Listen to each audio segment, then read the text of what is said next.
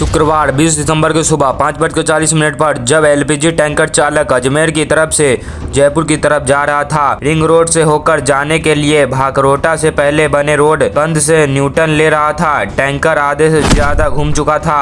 इसी बीच जयपुर की ओर से आने वाला ट्रेलर टैंकर को जबरदस्त टक्कर मारा। इस टक्कर से नोजल टूट गया और तेजी से एलपीजी का रिसाव होने लगा। हादसे के तुरंत बाद ड्राइवर जयवीर और फराशी केबिन से बाहर निकले और गैस का रिसाव होता देख हादसे को भाप गए और दोनों वहां से तेजी से भाग निकले।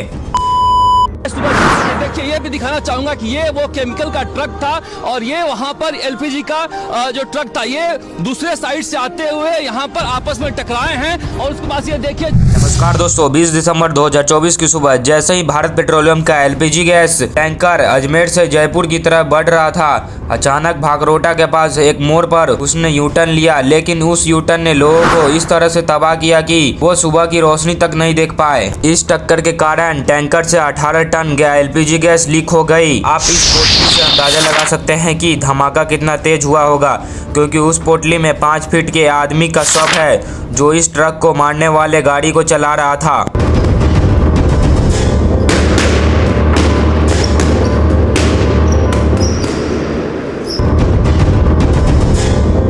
तो आखिर इस दर्दनाक हादसे के पीछे कौन है वो कातिल? इन मासूमों की जिंदगी के साथ खेलने वाला आखिर कौन है? आम जनता के जान के भूखा कौन है? आम जनता के जान का भूखा क्या मिलता है इन्हें मासूमों को मारकर? और कौन है वो कातिल? वो अभी तक लॉकर में क्यों नहीं है?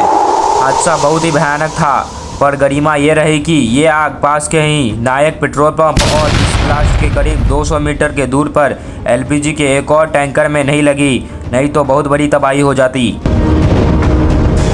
इस हादसे में ड्राइवर के अलावा सबसे बड़ी गलती यहाँ के प्रशासन की है, क्योंकि भाकरोटा के पास जिस कट के बाद हादसा हुआ था वह कट मार्च 2023 में बंद हो जाना था। यहाँ के लापरवाह प्रशासन ने ट्रैफिक निकालने के लिए 2 साल के बाद भी ये कट बंद नहीं किया। इस कट के कारण यहाँ आए दिन छोटे मोटे हादसे तो रोज होते रहते हैं, लेकिन प्रशासन के कानों में यह बात तब पहुँची जब एक जोरदार विस्फोट हुआ जिसमें 40 से ज्यादा वाहनों और 13 लोग उसी वक्त जिंदा जल गए। इतनों का शव भी नहीं मिल रहा है। अफसोस की बात है कि लोगों को भागने तक का समय नहीं मिला, क्योंकि आग और विस्फोट ने सब कुछ अपने चपेट में ले लिया। 20 लोग से भी ज्यादा अब तक हॉस्पिटल में जिंदगी और मौत से लड़ते लड़ते जान गंवा दी है और कई लोग घायल हुए हैं जिनकी हालत बद से बदतर है।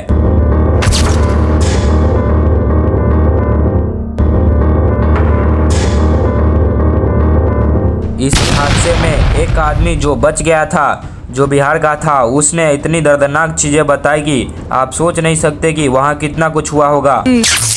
5:15 से 5:30 के बीच में ये हादसा हुई है सर। अच्छा, और आप जब जा रहे थे तो हादसा कैसे हुआ वो आप तफसील से बताएं, विस्तार से बताएं। उन्होंने बताया कि जब वो जा रहे थे तो उन्हें आगे एक बत्ती कटा हुआ दिखाई दिया, तो वो उससे राइट मुड़ने के लिए जा रहे थे, तो उसी बीच करीब 10 से 12 ट्रक खड़ी थी। उसके बाद वो ट्रक के पीछे अपना गाड़ी खड़ा कर दिया। खड़ा करने के बाद उन्होंने बताया कि वहाँ से बहुत गैस की बदबू आ रही थी, तो वो गाड़ी से उतरकर देखे तो पूरा सफ़ेद ही सफ़ेद कोयला जैसा दिख रहा था। इससे उन्हें सोचा कि यहाँ पे बहुत बड़ा हादसा होने वाला है, क्योंकि गैस पूरे आसमान में फैला हुआ था। तो वो गाड़ी को छोड़कर भागने लगे। जब वो भाग रहे थे तो गाड़ी से उतरने के 4-5 सेकेंड बाद ही आग का लपेटा आ गया था। जोरदार ब्लास्ट हुआ और आग का चपेटा आते ही उनके दाईं तरफ का चेहरा जल गया। और आप देख सकते हैं इनकी जो दाईं तरफ है, आप देख सकते हैं किस तरह से जो बर्न इंजरीज हैं वो इनकी बाईं तरफ जो है, इनकी दाईं तरफ जो है वो देखी जा सकती हैं। तो दोस्तों, आप इससे अंदाजा लगा सकते हैं कि कितनी बड़ी लापरवाही की गई थी। तो इस बात पे याद आया, अब प्रशासन की गलतियों को बता ही रहे हैं तो उनके गलतियों को गिना देते हैं, क्या ही जाता है इसमें। तो रेडी होना प्रशासन, कहीं ऐसा ना हो आपको मुंह छिपाना पड़ जाए आम जनता से। पहली, सीएनजी वाहनों की निगरानी की कमी। सीएनजी और अन्य खतरनाक सामग्री ले जाने वाले वाहनों के नियमित निरीक्षण और सुरक्षा मानकों की अनुपालन सुनिश्चित करने में प्रशासन विफल रही। दूसरी, खतरनाक क्षेत्र में निगरानी की अनुपस्थिति। ऐसे संवेदनशील स्थानों पर जहां विस्फोट सामग्री ले जाया जाता है, प्रशासन द्वारा निगरानी और सावधानी नहीं बरती गई। आपातकालीन सेवाओं में देरी, हादसे के बाद आग पर काबू पाने और घायलों को तुरंत चिकित्सा सहायता देने में देरी। करीब हादसे के 40 से 45 मिनट बाद प्रशासन पहुंची, प्रभावित आपातकालीन सेवाओं समय पर नहीं पहुंची। यातायात प्रबंधन की लापरवाही, दुर्घटना संभावित क्षेत्र में यातायात प्रबंधन और भारी वाहनों के लिए अलग लेन सुनिश्चित नहीं की गई। सड़क के बुनियादी ढांचों की समस्या, प्रशासन सड़क की गुणवत्ता और सुरक्षा संकेतों की स्थिति पर ध्यान देने में विफल रही, जिससे हादसा और गंभीर हो गया। तो पीएम सर टैक्स लेने में तो कोई देरी नहीं करते हैं, गाड़ी सड़क पर आने से पहले उस पर लाखों का टैक्स ठोक देते हैं और सेफ्टी 0%। क्यों? आपको तो अपना झोला भरना है ना, तो आप अपना झोला भरिए, हम आपके झोले की सच्चाई बताते रहेंगे। तो दोस्तों अपनी सेफ्टी का ध्यान रखें, खुद रखें। यहाँ किसी को किसी से फर्क नहीं पड़ता है, किसी की मौत से, लेकिन हमें फर्क पड़ता है, इसलिए हम वीडियो बनाते रहेंगे, चाहे कोई सपोर्ट करे या ना करे। इंकलाब जिंदाबाद, या तो धर्म तत जया।